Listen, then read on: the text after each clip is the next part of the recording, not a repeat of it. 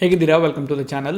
ಆನ್ಲೈನಲ್ಲಿ ನಾನು ಫೋನನ್ನು ಬುಕ್ ಮಾಡಿದೆ, ನಂಗೆ ಇನ್ನೇನೋ ಬಂತು ಅಂತ ಒಬ್ಬರು ಹೇಳ್ತಾರೆ, ಇನ್ನೊಬ್ರು ಹೇಳ್ತಾರೆ ನಾನು ಮತ್ತಿನ್ನೇನೋ ಬುಕ್ ಮಾಡಿದ್ದೆ, ಏನೇನೋ ಬಂತು ಅಂತ. ಕೆಲವೊಂದು ಅಂಶಗಳನ್ನು ನೋಡಿಕೊಂಡು ನೀವು ಆನ್ಲೈನಲ್ಲಿ ಪರ್ಚೇಸ್ ಮಾಡಿದರೆ ನೀವು ಆನ್ಲೈನಲ್ಲಿ ಆಗುವ ಮೋಸಗಳಿಂದ ಬಚಾವಾಗಬಹುದು. ಈ ವಿಡಿಯೋದಲ್ಲಿ ನಾವು ಇದ್ರ ಬಗ್ಗೆ ನೋಡೋಣ. ಇ ಕಾಮರ್ಸ್ ವೆಬ್ಸೈಟ್ಗಳನ್ನಿದ್ದಾವೆ, ಇವು ಏನು ಅಂತ ನೋಡೋದಾದರೆ ಇದೊಂದು ಮಾರ್ಕೆಟ್ ಪ್ಲೇಸ್. ಇದರಲ್ಲಿ ಯಾರು ಬೇಕಾದರೂ ಸಹ ಐಟಮನ್ನು ಸೇಲ್ ಮಾಡ್ಬೋದು. ಬೇಕಾದರೆ ನಾಳೆ ನಾನೊಂದು ಅಕೌಂಟನ್ನು ಓಪನ್ ಮಾಡಿಕೊಂಡು ನಾನು ಬೇಕಾದರೆ ಐಟಮ್ಸ್ಗಳನ್ನು ಸೇಲ್ ಮಾಡ್ಬೋದು. ಇದರಲ್ಲಿ ಯಾರು ಬೇಕಾದರೂ ಐಟಮ್ಸ್ಗಳನ್ನು ಸೇಲ್ ಮಾಡ್ಬೋದಾದ್ರಿಂದ ಕೆಲವರು ಒಳ್ಳೆ ರೀತಿ ಬಿಸ್ನೆಸ್ ಮಾಡಲಿಕ್ಕೆ ಬರ್ತಾರೆ, ಅದೇ ರೀತಿ ಕೆಲವರು ಶಾರ್ಟ್ಕಟ್ಟಲ್ಲಿ ತುಂಬ ಕ್ವಿಕ್ಕಾಗಿ ಹಣ ಮಾಡಲಿಕ್ಕೆ ಸಹ ಬರ್ತಾರೆ. ಸೊ ಹಾಗಾಗಿ ಏನು ಮಾಡಬೇಕಂದ್ರೆ ನಾವು ನಮ್ಮ ಜಾಗ್ರತೆಯನ್ನು ವಹಿಸ್ಕೊಂಡು ಕೆಲವೊಂದು ಅಂಶಗಳನ್ನು ನೋಡಿಕೊಂಡ್ರೆ ನಾವು ಈ ರೀತಿ ಏನು ಮೋಸ ಆಗುತ್ತೆ ಅದರಿಂದ ನಾವು ಬಚಾವಾಗ್ಬೋದು. ಅದ್ರ ಬಗ್ಗೆ ನಾವು ನೋಡೋಣ. ಫಸ್ಟ್ ನೀವೇನು ಮಾಡಬೇಕಂದ್ರೆ ಆನ್ಲೈನಲ್ಲಿ ಪರ್ಚೇಸ್ ಮಾಡುವಾಗ ರೆಪ್ಯೂಟೆಡ್ ವೆಬ್ಸೈಟ್ಗಳಿಂದ ಮಾತ್ರ ಪರ್ಚೇಸ್ ಮಾಡಬೇಕು. ಒಂದು ವೇಳೆ ನೀವೇನಾದರೂ ಯಾವುದೇ ಒಂದು ವೆಬ್ಸೈಟಿನ ಹೆಸರನ್ನು ನೀವು ಇದುವರೆಗೆ ಕೇಳಿಲ್ಲ ಅಂದರೆ ಅಂತಹ ವೆಬ್ಸೈಟ್ಗಳಿಂದ ನೀವು ಯಾವುದೇ ಐಟಮ್ಗಳನ್ನು ಪರ್ಚೇಸ್ ಮಾಡಲಿಕ್ಕೆ ಹೋಗಬೇಡಿ. ಯಾಕಂದರೆ ನೀವು ತುಂಬಾ ನೋಡ್ಬೋದು, ಫಾರ್ ಎಕ್ಸಾಂಪಲ್ ಒಂದು 25,000 ರೂಪಾಯಿ ಫೋನ್ ಕೇವಲ 2,500 ರೂಪಾಯಿಗೆ ಅಂತ ಆ್ಯಡ್ ಬರುತ್ತೆ ನಿಮಗೆ, ಅಥವಾ ನಿಮ್ಗೆ ಯಾರೋ ಒಂದು ಲಿಂಕ್ ಕಳಿಸ್ತಾರೆ. ಈ ರೀತಿ ತುಂಬಾ ವೆಬ್ಸೈಟ್ಗಳಿದ್ದಾವೆ. ಇವೆಲ್ಲ ಜಸ್ಟ್ ಬೋಗಸ್ ವೆಬ್ಸೈಟ್ಗಳಿರ್ತವೆ ಹೆಚ್ಚಿನವು. ಹಾಗಾಗಿ ಯಾವುದಾದ್ರೂ ಒಂದು ವೆಬ್ಸೈಟನ್ನ ಹೆಸರನ್ನು ನೀವು ಇದುವರೆಗೆ ಕೇಳಿಲ್ಲ ಆದರೆ ಮತ್ತು ಅದರಲ್ಲಿ ತುಂಬ ಹೈ ಡಿಸ್ಕೌಂಟನ್ನು ಅವ್ರು ಕೊಡ್ತಾ ಇದ್ದರೆ ನೀವು ಅಂಥದ್ರಿಂದ ದೂರವಿರೋದು ಸಹ ತುಂಬಾ ಒಳ್ಳೆಯದು. ಇನ್ನೊಂದೇನಪ್ಪ ಅಂದರೆ ನೀವು ಪರ್ಚೇಸನ್ನು ಮಾಡುವಾಗ ನೀವು ರೆಪ್ಯೂಟೆಡ್ ವೆಬ್ಸೈಟ್ಗಳಿಂದನೇ ಪರ್ಚೇಸ್ ಮಾಡ್ತಿದ್ದೀರಾ ಅಂತ ವೆರಿಫೈ ಮಾಡ್ಕೊಳ್ಳಿ.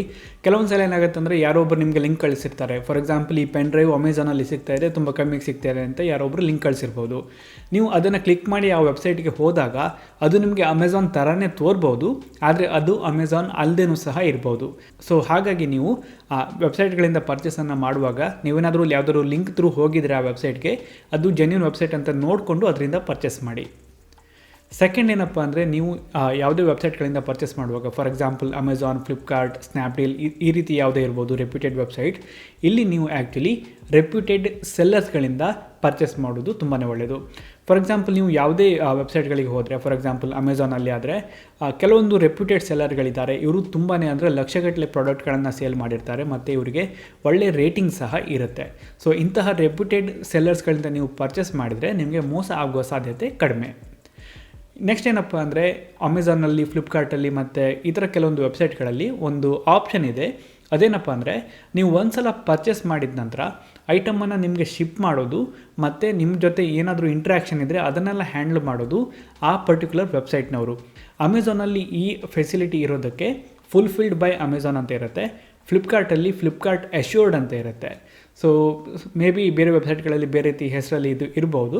ಸೊ ಇಲ್ಲೇನಾಗುತ್ತೆ ಅಂದರೆ ನೀವು ಪರ್ಚೇಸ್ ಮಾಡ್ತೀರಾ, ಎಲ್ಲ ಜವಾಬ್ದಾರಿ ನೀವು ಯಾವ ವೆಬ್ಸೈಟಿಂದ ಪರ್ಚೇಸ್ ಮಾಡಿದ್ದೀರೋ ಆ ವೆಬ್ಸೈಟ್ನದ್ದು. ಸೊ ನಾನೀಗ ಅಮೆಝಾನಿಂದ ಪರ್ಚೇಸ್ ಮಾಡಿದೆ ಮತ್ತು ಪರ್ಚೇಸ್ ಮಾಡುವಾಗ ಫುಲ್ಫಿಲ್ಡ್ ಬೈ ಅಮೆಝಾನ್ ಅನ್ನೋ ಟ್ಯಾಗನ್ನು ನೋಡಿಕೊಂಡು ಪರ್ಚೇಸ್ ಮಾಡಿದೆ ಅಂದರೆ ಅಮೆಝಾನ್ ನನಗೆ ಐಟಮನ್ನು ಶಿಪ್ ಮಾಡಿ ಕಳಿಸುತ್ತೆ ಆ ಸೆಲ್ಲರಿಂದ ತೊಗೊಂಡು. ನಂತರ ಸಪೋಸ್ ನನಗೇನಾದರೂ ಆ ಐಟಮಲ್ಲಿ ಡಿಫೆಕ್ಟಿವ್ ಬಂದರೆ ನಾನು ಡೈರೆಕ್ಟಾಗಿ ಅಮೆಝಾನನ್ನು ಕಾಂಟ್ಯಾಕ್ಟ್ ಮಾಡ್ಬೋದು. ನಾನು ಯಾರದನ್ನು ಸೆಲ್ ಮಾಡಿದಾರೋ ಅವರನ್ನು ಕಾಂಟ್ಯಾಕ್ಟ್ ಮಾಡಬೇಕಾದ ಅವಶ್ಯಕತೆ ಇಲ್ಲ. ಸೊ ಇಂಥ ಸಿಚುವೇಷನ್ಗಳಲ್ಲಿ ಅಮೆಝಾನ್ ಏನು ಮಾಡುತ್ತೆ ಅಂದರೆ ಇದು ಕಸ್ಟಮರ್ಸಿಗೆ ಸ್ವಲ್ಪ ವ್ಯಾಲ್ಯೂ ಕೊಡುತ್ತೆ. ಫಾರ್ ಎಕ್ಸಾಂಪಲ್ ನೀವೇನಾದರೂ ಸ್ವಲ್ಪ ಪರ್ಚೇಸ್ ಮಾಡಿದ್ರೆ ಅಂತ ಗೊತ್ತಾದರೆ ನಿಮ್ದೇನಾದರೂ ಕ್ವೇರಿ ಇದ್ದರೆ ಅದನ್ನು ಅವರು ತುಂಬ ಬೇಗ ಕ್ವಿಕ್ಕಾಗಿ ಹ್ಯಾಂಡಲ್ ಮಾಡ್ತಾರೆ. ಸೊ ಇಂಥ ಸಿಚುವೇಷನ್ಗಳಲ್ಲಿ ಸಪೋಸ್ ಏನಾದರೂ ಡಿಫೆಕ್ಟಿವ್ ಐಟಮ್ ಬಂದರೂ ಸಹ ನಾವು ಅದನ್ನು ರಿಪ್ಲೇಸ್ ಮಾಡ್ಬೋದು ಅಥವಾ ರೀಫಂಡನ್ನು ಸುಲಭವಾಗಿ ಪಡ್ಕೋಬೋದು. ಅದೇ ನೀವು ಫುಲ್ಫಿಲ್ಡ್ ಬೈ ಅಮೆಝಾನ್ ಅಥವಾ ಫ್ಲಿಪ್ಕಾರ್ಟ್ ಅಶ್ಯೂರ್ಡ್ ಈ ರೀತಿ ಆಪ್ಷನ್ ಇಲ್ಲದೇ ಇರೋ ಸೆಲ್ಲರಿಂದ ತಗೊಂಡ್ರೆ ಆಗ ಆ ಐಟಮನ್ನು ನಿಮಗೆ ಕಳಿಸೋದು ಮತ್ತು ನಿಮ್ಮ ಜೊತೆ ಇಂಟ್ರ್ಯಾಕ್ಷನ್ ಮಾಡೋದು ಯಾರು ಅದನ್ನು ಸೇಲ್ ಮಾಡಿರ್ತಾರೋ ಅವರು. ಕೆಲವೊಂದು ಸಿಚುವೇಷನ್ಗಳಲ್ಲಿ ಈ ಸೆಲ್ಲರ್ಗಳನ್ನಿದ್ದಾರೆ, ಇವರು ಏನಾದರೂ ನನಗೆ ಡಿಫೆಕ್ಟಿವ್ ಪ್ರಾಡಕ್ಟ್ ಬಂತು ಅಂದರೆ ಅಥವಾ ನನಗೆ ರೀಫಂಡ್ ಬೇಕು ಅಂದರೆ ಅದನ್ನು ಅವರು ಅಪ್ರೂವ್ ಮಾಡೋದಿಲ್ಲ. ಸೊ ಅಂಥ ಸಿಚುವೇಷನ್ಗಳಲ್ಲಿ ನಿಮಗೆ ಸ್ವಲ್ಪ ತೊಂದರೆ ಬರ್ಬೋದು. ನೆಕ್ಸ್ಟ್ ಏನಪ್ಪ ಅಂದರೆ ನಾವು ಪರ್ಚೇಸ್ ಮಾಡುವಾಗ ಯಾರು ಸೆಲ್ ಮಾಡಿರ್ತಾರೆ ಅವರ ರೇಟಿಂಗನ್ನು ನೋಡೋದು. ನಾನು ಮೊದಲೇ ಹೇಳಿದೆ ರೆಪ್ಯೂಟೆಡ್ ಸೆಲ್ಲರ್ ಇರ್ತಾರೆ, ಅವರಿಂದ ಪರ್ಚೇಸ್ ಮಾಡಿದರೆ ಒಳ್ಳೆಯದು ಅಂತ ಹೇಳಿ. ಇದೇ ರೀತಿ ಯಾರು ಸೇಲ್ ಮಾಡ್ತಾರೋ ಅವರ ರೇಟಿಂಗನ್ನು ನೋಡಿಕೊಂಡು ನಾವು ಪರ್ಚೇಸ್ ಮಾಡಿದರೆ ಒಳ್ಳೆಯದು. ಫಾರ್ ಎಕ್ಸಾಂಪಲ್ ಒಂದೇ ಐಟಮನ್ನು 10 ಜನ ಸೆಲ್ಲರ್ ಸೇಲ್ ಮಾಡ್ತಾ ಇರ್ಬೋದು ಮತ್ತು ಪ್ರತಿಯೊಬ್ಬ ಸೆಲ್ಲರಿಗೂ ಸಹ ಡಿಫ್ರೆಂಟ್ ರೇಟಿಂಗ್ ಇರುತ್ತೆ. ಈ ರೇಟಿಂಗ್ ಏನಿದೆ ಇದು ಅವರು ಹಿಂದೆ ಯಾವ್ಯಾವ ಐಟಮ್ಗಳನ್ನು ಸೇಲ್ ಮಾಡಿದಾರೋ ಆ ಐಟಮ್ಗೆ ಜನ ಅವರಿಗೆ ನೀಡಿರುವಂತಹ ಫೀಡ್ಬ್ಯಾಕ್. ಸೊ ತುಂಬಾ ಒಳ್ಳೆ ರೇಟಿಂಗ್ ಇದ್ದರೆ ಅವರಿಂದ ಪರ್ಚೇಸ್ ಮಾಡೋದು ಸ್ವಲ್ಪ ಒಳ್ಳೆಯದು. ನೀವು ಇದನ್ನು 100% ಬಿಲೀವ್ ಮಾಡಲಿಕ್ಕೆ ಹೋಗಬೇಡಿ. ಫಾರ್ ಎಕ್ಸಾಂಪಲ್ ಯಾರಾದರೂ ಒಬ್ಬ ಸೆಲ್ಲರ್ ಕೇವಲ 100 ಐಟಮ್ಗಳನ್ನು ಸೇಲ್ ಮಾಡಿ 5 ಸ್ಟಾರ್ ರೇಟಿಂಗನ್ನು ಹೊಂದಿರ್ಬೋದು. ಬಟ್ ಅವನಿಗೆ 5 ಸ್ಟಾರ್ ರೇಟಿಂಗ್ ಇದೆ ಅಂತ ಹೇಳಿ ಅವನು ಒಳ್ಳೆ ಸೆಲ್ಲರ್ ಅಂತ ಅಲ್ಲ. ಯಾಕಂದರೆ ಅವನು ಕಮ್ಮಿ ಐಟಮ್ಗಳನ್ನು ಸೇಲ್ ಮಾಡಿದ್ದಾನೆ ಮತ್ತು ಕಮ್ಮಿ ಐಟಮ್ಗಳನ್ನು ಸೇಲ್ ಮಾಡಿ ಯಾರು ಒಳ್ಳೆ ರೇಟಿಂಗನ್ನು ಹೊಂದಿರ್ತಾರೋ ಅವರನ್ನು ನಾವು ಪೂರ್ತಿಯಾಗಿ ನಂಬೋದಕ್ಕಾಗಲ್ಲ. ಯಾಕಂದರೆ ಆ ರೇಟಿಂಗನ್ನು ಅವರೇ ಆ ಐಟಮ್ಗಳನ್ನು ಬೈ ಮಾಡಿ ಅವರೇ ಕೊಟ್ಟಿರುವಂತಹ ಸಾಧ್ಯತೆ ಸಹ ಇರುತ್ತೆ. ನೆಕ್ಸ್ಟ್ ನಾವು ಫೈನಲಿ ಇನ್ನೊಂದು ನೋಡಬೇಕು, ಅದೇನಪ್ಪ ಅಂದರೆ ಯಾವುದೇ ಐಟಮ್ಗಳನ್ನು ಪರ್ಚೇಸ್ ಮಾಡುವಾಗ ಆ ಪರ್ಟಿಕ್ಯುಲರ್ ಐಟಮ್ಗೆ ಯಾವ ರೇಟಿಂಗ್ ಇದೆ ಅಂತ ಹೇಳೋದು. ಅದಕ್ಕೆ ಆ ಐಟಮನ್ನು ಪರ್ಚೇಸ್ ಮಾಡಿದವರು ಅದ್ರ ಬಗ್ಗೆ ಏನು ಹೇಳಿದ್ದಾರೆ ಮತ್ತು ಅವರು ಅದಕ್ಕೆ ಎಷ್ಟು ಸ್ಟಾರನ್ನು ಕೊಟ್ಟಿದ್ದಾರೆ ಅಂತ ಹೇಳುವಂಥದ್ದು. ಹೀಗೆ ಮಾಡುವಾಗ ನೀವು ಅಮೆಝಾನಲ್ಲಿ ಆದರೆ ಕೆಳಗೆ ಅದನ್ನು ಆ ಐಟಮ್ಗಳನ್ನು ಪರ್ಚೇಸ್ ಮಾಡಿದವರು ರಿವ್ಯೂ ಬರೆದಿರ್ತಾರೆ. ನೀವು ಅಲ್ಲಿ ನೋಡುವಾಗ ವೆರಿಫೈಡ್ ಪರ್ಚೇಸ್ ಅಂತ ಇರುತ್ತೆ. ಇದರ ಅರ್ಥ ಈ ಐಟಮ್ಗಳನ್ನು ಇವರು ಪರ್ಚೇಸ್ ಮಾಡಿದ್ದಾರೆ, ನಂತರ ಇವರು ರಿವ್ಯೂವನ್ನು ಬರೆದಿದ್ದಾರೆ ಅಂತ ಹೇಳಿ. ಕೆಲವೊಬ್ಬರು ಐಟಮ್ನ ಪರ್ಚೇಸ್ ಮಾಡ್ದೇ ಅದರಲ್ಲಿ ಬರೆದಿರ್ತಾರೆ ತುಂಬ ಒಳ್ಳೆ ಐಟಮ್ ಇದೆ ಹಾಗೆ ಹೀಗೆ ಅಂತ ಹೇಳಿ. ನೀವು ವೆರಿಫೈಡ್ ಪರ್ಚೇಸ್ ಇರುವಂತಹ ರಿವ್ಯೂಗಳನ್ನೇ ನೋಡೋದು ಒಳ್ಳೆಯದು.